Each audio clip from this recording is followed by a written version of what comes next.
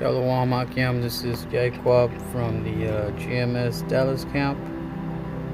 I just want to say all praises to ahchyam. Peace and blessings to all the brothers scattered throughout the four corners of the earth, keeping this word in truth and sincerity. Blessings to the apostles and elders who teach well. Now, I just wanted to go into one of my favorite stories. I think this might be the one that I really like. Just to go through it. I'm gonna start off at Genesis chapter 43. But before I do that, I'm just gonna give a little background. Before this chapter, the Judah and his brothers had gone to Egypt one time before to get corn because of the famine, but they didn't have their brother Benjamin with them. And when they met, Joseph, they didn't know it was Joseph. They just thought he was some Egyptian, in high rank. But they had to go to him to buy corn and all that. And of course Joseph knew that who they were. He knew that they were his brothers. And he asked him about his dad, and if he had another brother and all that stuff, which he's going to go into right now. But pretty much he said that they couldn't come back unless they brought their brother with them, their younger brother. So I'm going to start off at verse 1. And the famine was sore in the land, and it came to pass, when they had eaten up the corn which they had brought out of Egypt, their father said unto them, Go again and buy us a little food. So his father asked him to go back to Egypt and get some more food, because they're probably running out or something. And Judah spake unto him, saying, The man did solemnly protest unto us, saying, Ye shall not see my face, except your brother be with you. Like I was saying, Joseph, told him, man, you can't come back here unless you bring your younger brother with you. If thou wilt send our brother with us, we will go down and buy thee food. So he was like, yeah, if you let Benjamin come with us, we'll go back. But if thou wilt not send him, we will not go down. For the man said unto us, Ye shall not see my face, except your brother be with you. And Israel said, Wherefore deal ye so ill with me, as to tell the man whether ye had yet a brother? So he was like, why'd you even tell him you even had a younger brother? And they said, The man asked us straightly out of our state and of our kindred, saying, Is your father yet alive? Have ye another brother? And we told him according to the tenor of these words. Could we certainly know what he would say, bring your brother down? So we're like, man, we didn't know he was gonna make us bring our brother down, and brother over here, if we told him that we had one. And Judah said unto Israel his father, Send the lad with me, and we will arise and go, that we may live and not die, both we and thou, and also our little ones. I will be surety for him. Of my hand shalt thou require him. If I bring him not unto thee and set him before thee, then let me bear the blame forever. So Judah was like, yo, I'll take care of him. It'll be my responsibility. If anything happens to him, then it'll be put on my hands. For except we had lingered, surely now we had returned this second time. And their father Israel said unto him, If it must be so now, do this: take of the best fruits in the land in your vessels, and carry down the man a present, a little balm, and a little honey, spices, and myrrh, nuts, and almonds. And take double money in your hand, and the money that was brought again in the mouth of your sacks, carried again in your hand. Peradventure it was on oversight. So Israel gave his sons extra money, because in the previous chapters, Joseph, the first time they went to Egypt to get corn, and when they left, Joseph returned the money that they supposedly would have used to buy the corn the first time. He gave it back to him, and the brothers were like, yo, they were kind of afraid, because they were like, man, what if that Egyptian guy, thinks that we didn't pay him back, or something, we didn't pay him at all or something, and try and kill us or something. So that's why he gave him double money. And then he said, verse 13, take also your brother and arise, go again unto the man, and Yahweh Almighty give you mercy before the man, that he may send away your other brother and Benjamin. If I be bereaved of my children, I am bereaved. And the men took that present, and they took double money in their hand and Benjamin, and rose up and went down to Egypt and stood before Joseph. And when Joseph saw Benjamin with them, he said to the ruler of his house, bring these men home and slay and make ready, for these men shall dine with me at noon. And the man did as Joseph bade, and the man brought the men into Joseph's house. So they were about to have a feast. And the men were afraid, because they were brought into Joseph's house, and they said, because of the money that was returned in our sacks at the first time are we brought in, that he may seek occasion against us, and fall upon us, and take us for bondmen and our asses. So they thought, oh man, he was about to put us as slaves, make us work, because of the money that he probably thinks that we took that money and didn't pay for that corn. And they came near to the steward of Joseph's house, and they communed with him at the door of the house, and said, O sir, we came indeed down at the first time to buy food. And it came to pass, when we came to the inn, that we opened our sacks, and behold, every man's money was in the mouth of his sack. Our money is full weight, and we have brought it again in our hand. So he was like, you know what? Fuck it, I'm just going to explain to him what happened. And the other money have we brought down in our hands to buy food. We cannot tell who put our money in our sacks. And he said, peace be you, fear not. Your power and the power of your father hath given you treasure in your sacks. I had your money. And he brought Simeon out unto them. So Joseph was like, Joseph was pretty cool. He was like, yeah, no, the Most High gave you, is giving you your treasure. I've had your money this whole time. And he brought out Simeon unto them. And the man brought the man into Joseph's house, and gave them water, and they washed their feet, and he gave their asses provender. And they made ready the present against Joseph, came at noon, for they heard that they should eat bread there. And when Joseph came home, they brought him the present which was in their hand into the house, and bowed themselves to him to the earth. And he asked them of their welfare, and said, is your father well? The old man of whom you spake, is he yet alive? And they answered, thy servant our father is in good health, he is yet alive. And they bowed down their heads and made obeisance. And he lifted up his eyes and saw his brother Benjamin, his mother's son, and said, is this your younger brother of whom you spake unto me? And he said, God be gracious unto thee. Is this your younger brother of whom you spake unto me? And he said, God, Yahweh be gracious unto thee, my son. So he looked at Benjamin, because that's his brother from his mom, or some, how do I say? That's his mother's son. So his most, I guess he felt a certain way, because that's his mom, or his brothers from his mom,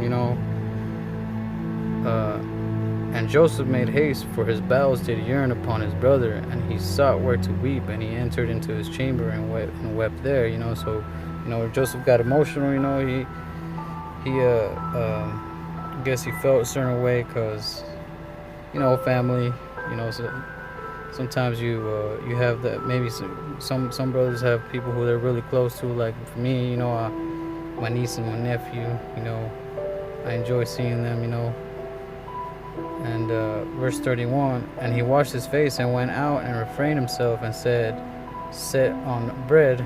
And they set on for him by himself, and for them by themselves, and for the Egyptians who did eat with him by themselves, because the Egyptians might not eat bread with the Hebrews, for that is an abomination unto the Egyptians. And they set before him the firstborn according to his birthright, and the youngest according to his youth, And the men marveled one at another. And he took and sent messes unto them from before him. But Benjamin's mess was 5 times so much as any of theirs, and they drank and were merry with him. So they were, they were chilling pretty much, and having a good time.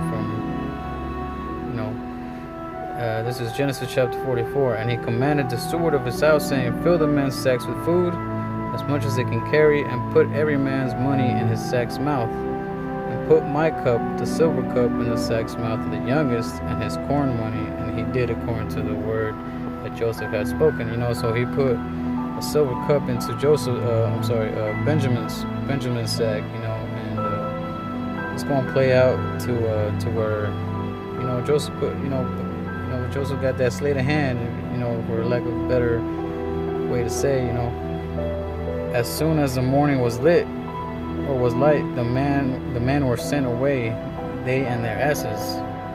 And when they were gone out of the city and not yet afar off, Joseph said unto his steward, up, follow after the men, and when thou dost overtake them, say unto them, wherefore have ye rewarded evil for good? So he pretty much sent out his steward up there, to try and catch them with that silver cup, for he had his own objective for doing that. Verse 5, is not this it in which my Lord drinketh, and whereby indeed he divineth? Ye have done evil in so doing. So he pretty much found fault in them. It's like, why'd y'all do this? And they said unto him, wherefore say my Lord these words? Yahweh forbid that thy servant should do according to this thing. So they were like, of course they didn't know, but they were like, man, we didn't, why are you saying these things? Like, we didn't do anything. We didn't do no such thing. Verse 8, behold, the money which we found in our sacks' mouths, we brought again unto thee out of the land of Canaan. How then should we steal out of thy Lord's house silver or gold? With whomsoever of thy servants be found, both let him die, and we also will be my Lord's bondmen. So it was like, man, if you find that silver cup, and whoever you find it upon, just put them to death, and the rest of us will be your slaves. And he said, now also let it be according unto your words. And he said, now also let it be according unto your words. He with whom it is found shall be my servant, and ye shall be blameless. So he was like, yeah, okay, let's do according to what you just said. We'll go with that. Then they speedily took down every man his sack to the ground, and opened every man his sack. And he searched, and began at the eldest, and left at the youngest. And the cup was found in Benjamin's sack. So they found that silver cup. Then they rent their clothes, and laded every man his ass, and returned to the city. And Judah his brethren came to Joseph's house, for he was yet there, and they fell before him on the ground. And Joseph said unto them, what deed is this that ye have done? Wot ye not that such a man as I can certainly divine? And Judah said, what shall we say unto my Lord? What shall we speak? Or how shall we clear ourselves? Yahweh hath found out the iniquity of thy servants. Behold, we are my Lord's servants, both we and he also with whom the cup is found. So he was like, man, what do we say? What can we say? And how do we make ourselves, seem innocent or prove innocent? And he said, Yahweh forbid that I should do so, but the man in whose hand the cup is found, he shall be my servant. And as for you, get you up in peace unto your father. So he was like, yeah, man. It was found in Benjamin's sack. So he's gonna be my servant now. And the rest of y'all go ahead, leave, and go to your father. Then Judah came near unto him and said, O my Lord, let thy servant, I pray thee, speak a word in my Lord's ears. And let not thine anger burn against thy servant, for thou art even as Pharaoh. My Lord asked his servant, saying, have ye a father or a brother? And we said unto my Lord, we have a father, an old man, and a child of his old age, a little one, and his brother is dead, and he alone is left of his mother, and his father loved him. So right now that brother that they said is dead is Joseph, because they thought them years back, they thought that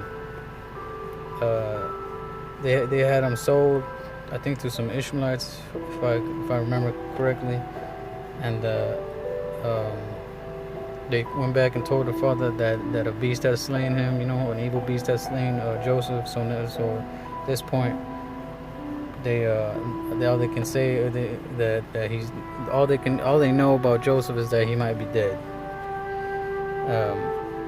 And we said unto my Lord, we have a father, an old man, and a child of his old age, a little one, and his brother is dead, and he alone is left of his mother, and his father loveth him. And thou sayest unto thy servants, bring him down unto me, that I may set mine eyes upon him. And we said unto my Lord, the lad cannot leave his father, for if he should leave his father would die. Because he's already lost one beloved son, losing another one, Israel would be, heartbroken to the point where he might actually die, And thou sayest unto thy servants, except your youngest brother come down with you, ye shall see my face no more. And it came to pass, when we came up unto thy servant, my father told him the words of my Lord. And our father said, go again and buy us little food. And we said, we cannot go down. If our youngest brother be with us, then we will go down.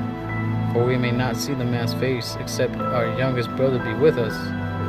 And thy servant my father said unto us, he know that my wife bare me 2 sons. So this is Israel explaining, his side, why he doesn't want to risk Benjamin going out with them, And that servant my father said unto us, ye know that my wife bare me 2 sons. And the one went out from me, and I said, surely he is torn in pieces, and I saw him not since. Israel thinks that his son was slain by this evil beast, that it talked about a few chapters back, And if ye take this also from me, and mischief befall him, ye shall bring down my gray hairs with sorrow to the grave. So if something were to happen to him too, like he said, my gray hairs you shall bring down my gray hairs with sorrow to the grave. Now therefore, when I come to thy servant my father, and the lad be not with us, seeing that his life is bound up in the lad's life, So he's saying, so if you see, if we come back to my father and he sees that Benjamin's not with us, because his life is bound up in the lad's life, he really cares about Benjamin. It shall come to pass, when he seeth that the lad is not with us, that he will die, and thy servant shall bring down the gray hairs of thy servant our father with sorrow to the grave. For thy servant became surety for the lad unto thy father, unto my father, saying, if I bring him not unto thee, then I shall bear the blame to my father forever. So he was saying, I took responsibility for this young lad, So if this were to happen, the blame would be on me forever, Now therefore I pray thee, let thy servant abide instead of the lad a bondman to my Lord, and let the lad go up with his brethren. So he was saying, let me take his place. For how shall I go up to my father, and the lad be not with me, lest peradventure I see the evil that shall come on my father, Now, chapter 45.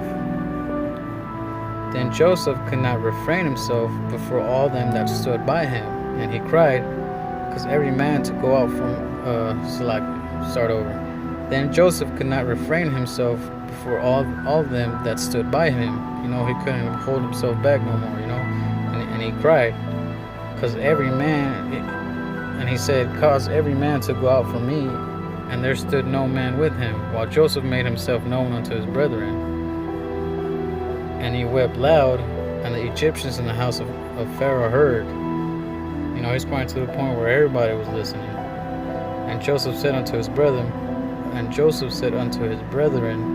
I am Joseph. Doth my father yet live?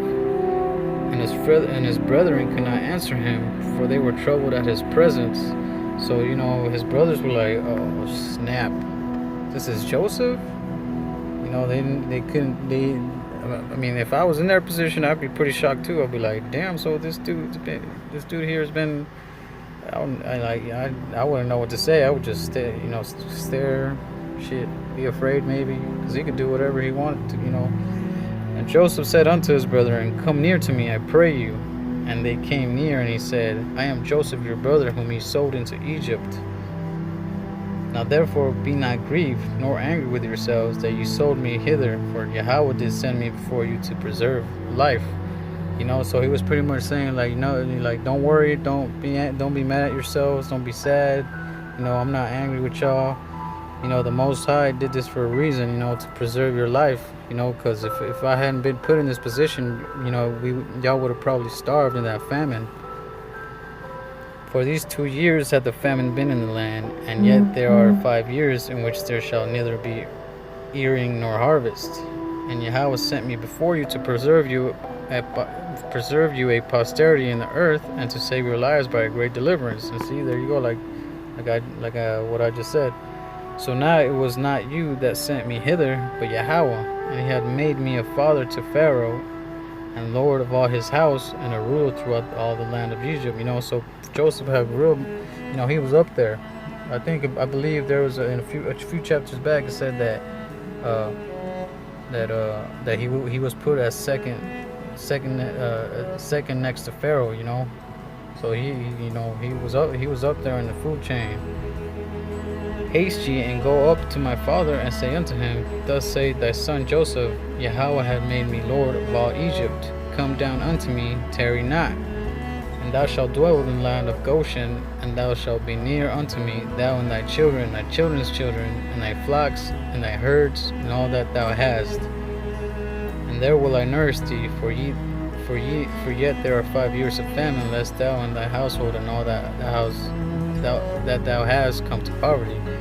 So he pretty much told him, yeah, y'all can come live over here. There's still 5 years of the famine left. If you come down here, you ain't going to come into poverty to the point where you maybe starve to death. And behold, your eyes see, and the eyes of my brother Benjamin, that is my mouth that speaketh unto you. And ye shall tell my father of all my glory in Egypt, and of all that ye have seen, and ye shall haste and bring down my father hither. And he fell upon his brother Benjamin's neck and wept, and Benjamin wept upon his neck. So had a little touching moment right there. Moreover, he kissed all his brethren and wept upon them, and after that his brethren talked with him. And the fame therefore was heard in Pharaoh's house, saying, Joseph's brethren are come. And it pleased Pharaoh well, and his servants. And Pharaoh said unto Joseph, say unto thy brethren, this do ye, lade your beasts, and go, get you unto the land of Canaan. And take your father and your households, and come unto me, and I will give you the good of the land of Egypt, and ye shall eat the fat of the land. So the Pharaoh was down. He was down for Joseph's family to come down. And this is before that. Other evil Pharaoh came into power. Now thou art commanded, this do ye, take your wagons out of the land of Egypt for your little ones, and for your wives, and bring your father, and come. Also regard not your stuff, for the good of all the land of Egypt is yours. So don't worry about all your other stuff. All the stuff that you're gonna have in Egypt is yours. The children of Israel did so, and Joseph gave them wagons according to the commandment of Pharaoh, and gave them provision for the way. To all of them he gave each man changes of raiment, but to Benjamin he gave 300 pieces of silver, and 5 changes of raiment. And to his father he sent after this manner 10 asses laden with the good things of Egypt, and 10 she-asses laden with corn and bread and meat for his father by the way. So he sent him a lot of stuff, food,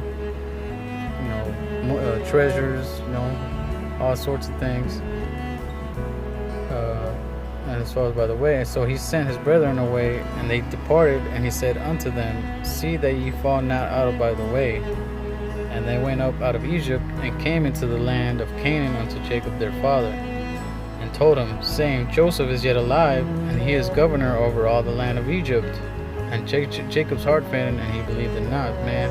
So I guess he thought like, man, yeah, right. And, he didn't end up believing them or what they were saying. And he told him all the words of Joseph, which he said unto them. And when he saw the wagons which Joseph had sent to carry him, the spirit of Jacob their father revived. So when he saw the proof, when he saw all them wagons come in with all the food and all that, Israel was like, he, like it says, the spirit of Jacob their father revived. So it was like, oh man, it must be true. Like, my son Joseph is still alive. And Israel said, it is enough. Joseph, my son, is yet alive. I will go and see him before I die. And I just wanted to share this story because I really liked it. I've read it a few times, and I still like to think back on it. Just a story that like makes me feel good. Just because we have our spiritual family, our brothers and everything, and that's what I think about when I read this story. Like, we got our brothers, we got our family. If anything would happen to them, we'd be like, we would be in that state, that Jacob was in when he lost Joseph the first time. You know what I'm saying? But yeah, I just wanted to read that story for brothers to listen to. And with that, shalom.